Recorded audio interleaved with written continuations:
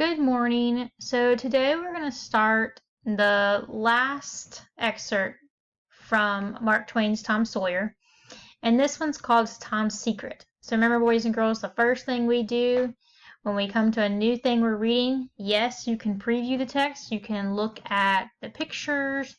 You'll see that this is an extended read. So we will be working with this one story the whole week. So we'll end this Tuesday, or what is it? Yeah, Tuesday next week, okay? Will be your day 5. All right, so preview, go ahead and look through it. It starts on page 22. And you can go ahead and look at the pictures and look at the introduction before we start doing the key events.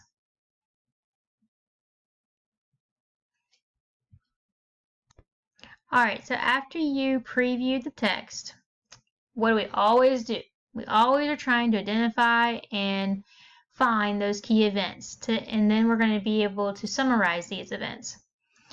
Then you're going to work with a partner. I'm going to model for you the first paragraphs 1 through 9, and then with a partner, you are going to do the rest of the paragraphs from 10 to 26. Right? And remember, we are only looking for events that move the story along. So if it can come out and the story can keep going, then that is not a key event. So a key event, remember, is the story cannot go without that event. Has to have that event. All right, so that's what we're going to be doing today. So let's switch over to our booklet. And I'm going to just start reading out loud Tom's Secret. So it says it's an excerpt from The Adventures of Tom Sawyer by Mark Twain. And so remember, this little introduction gives us kind of setting the stage for us, what's going to be happening in this excerpt. So in the following excerpt, Tom and Huck make a plan to search for a chest of gold coins that a thief, disguised as a Spaniard, and his accomplice have hidden somewhere in town. The boys spied the two men digging up the gold and overheard their plans to hide it. Though Tom and Huck are nervous about the risk of going in search of the stolen treasure, they are eager to find it. Will they succeed? Don't know. We're going to find out. All right. So we learn what Tom's secret is in the introduction. So you have Tom and Huck know that there's a treasure, that's been hidden somewhere. And the boys are trying to kind of like spy on two men, and they overheard their plans when they hid it. So that's going to be our key event, because without it, the rest of the passage wouldn't even make sense. Okay, so we're going to use our highlighter.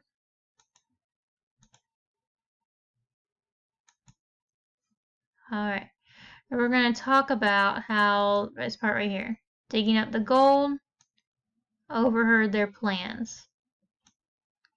Okay, and we can switch over to using a pen, and you can number that as number 1.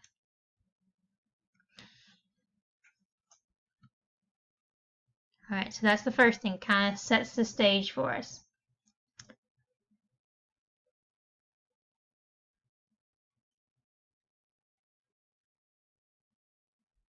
All right, now let's go ahead and go to paragraph 1. Tom and Huck resolved to keep a lookout for that Spaniard when he should come to town, spying out for chances to do his revengeful job, and following him to number 2, wherever that might be. Then a ghastly thought occurred to Tom. Revenge? What if he means us, Huck? Oh, don't, said Huck, nearly fainting. They talked it all over, and as they entered town, they agreed to believe that he might possibly mean somebody else. At least that he might at least mean nobody but Tom, since only Tom had testified. So there's a footnote. Alright, to testify, it says in an earlier chapter, Tom testified against Injun Joe in a murder trial. Okay, so at some point, Tom testified. So they're thinking that maybe he'll be coming to look for him. All right, in the very first sentence of paragraph 1, you have Tom and Huck make a decision about what they plan to do to keep an eye out on the Spaniard. So we're going to go ahead and make that number 2. Here. Okay. Go back to my highlighter. Resolve means they made a decision that they're going to keep a lookout.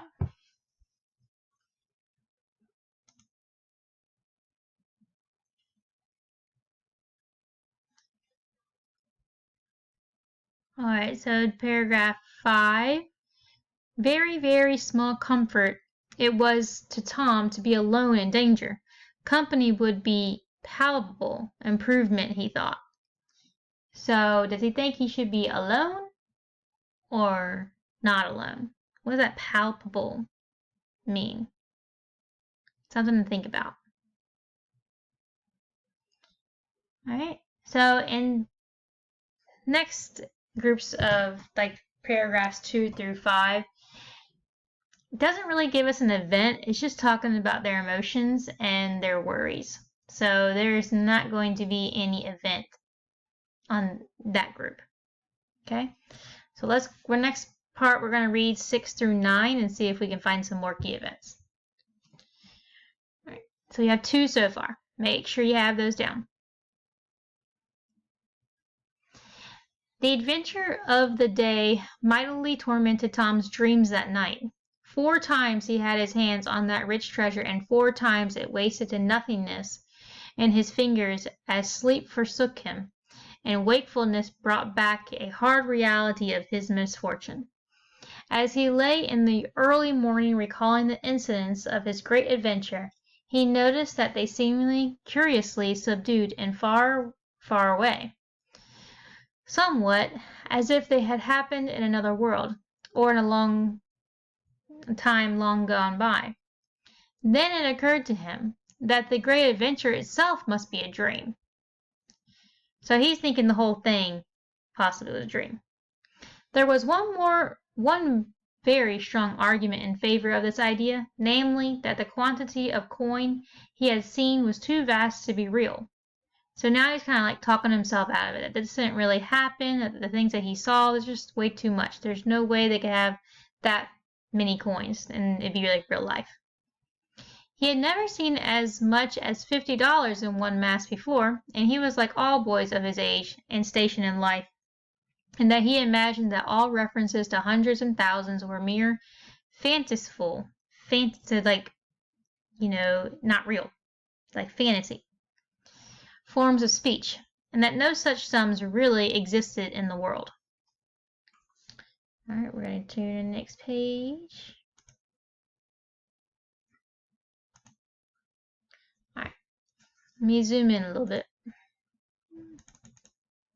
He never had supposed for a moment that so large sum as $100 was to be found in actual money in anyone's possession. If his notions of hidden treasure had been analyzed, they would have been found to consist of a handful of real dimes and a bushel of vague, splendid, ungraspable dollars. Paragraph 9. But the incidents of his adventure grew sensibly sharper and clearer under the iteration of thinking them over, and so he presently found himself leaning to the impression that the thing might not have been a dream after all. This uncertainty must be swept away. He would snatch a hurried breakfast and go and find Huck. Huck was sitting on the gunwale, which is like the side of a boat, gunwale of a flat boat, listlessly dangling his feet in the water and looking very melancholy. Tom concluded to let Huck lead up to the subject. If he did not do it, then the adventure would be proved to have been only a dream. So Tom is going to go and meet Huck up, and he's going to try to get kind of Huck to start the conversation, but Tom can't even remember if it was real or not. So he doesn't really want to bring it up. Maybe he thinks that, he'll be laughed at or something like that, possibly. All right. So paragraph 6 through 9, Tom is wondering if the whole thing was an adventure, was it even real? The author gives an explanation, so Mark Twain gives the explanation, Tom's kind of like chain of thoughts, But the key event comes towards the end of paragraph 9, when he decides to actually go and do something. So all that talk about his dream and him thinking about if it's real or not is not a key event. It's all about what the character is doing. So what did he eventually do? He decided to go and talk. Okay? So let's see. Yep, he wanted Tom to conclude that Huck will lead up to the subject. You can add the second part too if you want to. Alright, and we're going to number that number 3. Okay, so that's our next key event.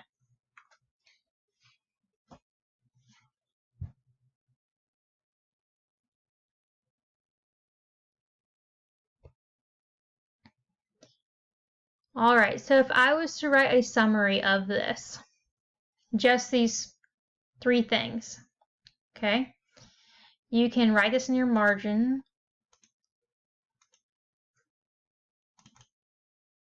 Oop. So the first event was that the boys saw 2 men digging up gold and overheard their plans to hide it. Okay. Then you have Tom and Huck resolved to keep a lookout of the Spaniard when he should come to town spying out.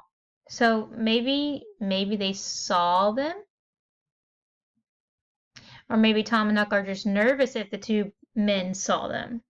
We don't know exactly. Okay, so Tom and Huck are going to put a lookout just in case those guys did see them. And then Tom starts to think, is this, he's going to Huck to find out if this is a dream or not. Okay, so let's,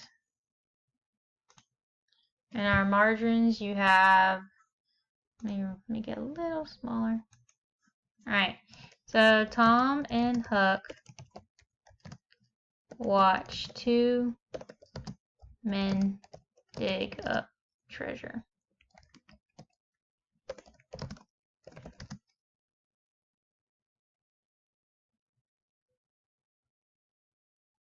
Okay, and then what they do next? They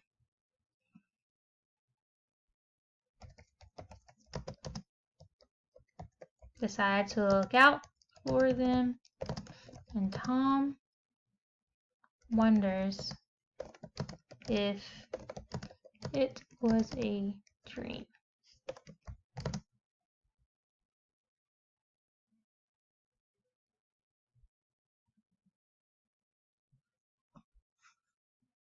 Okay, I'll make it bigger for you so you can see.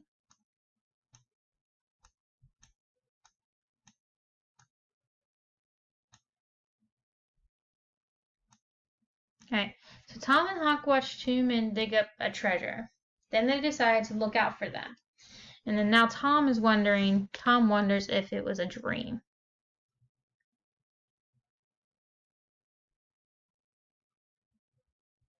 All right, so boys and girls, after you get done copying this down, I'm going to ask you to read 10 through 26. And you see how they're quite small, so 10 is just them talking back and forth, trying to find the key events that move the story along. You can start the numbering with 4 if you like, and then you can just with a partner, okay? Make sure you should have about 1, 2, 3, 4, 5 events, okay, between 10 and 26. Make sure you're doing the pencil first, because I am going to pause the video, and then the next time you play it, it's going to have all the answers there, okay? So make sure you are working with a partner to find out the rest key events. There should be about 5. Okay, I'm going to pause the video.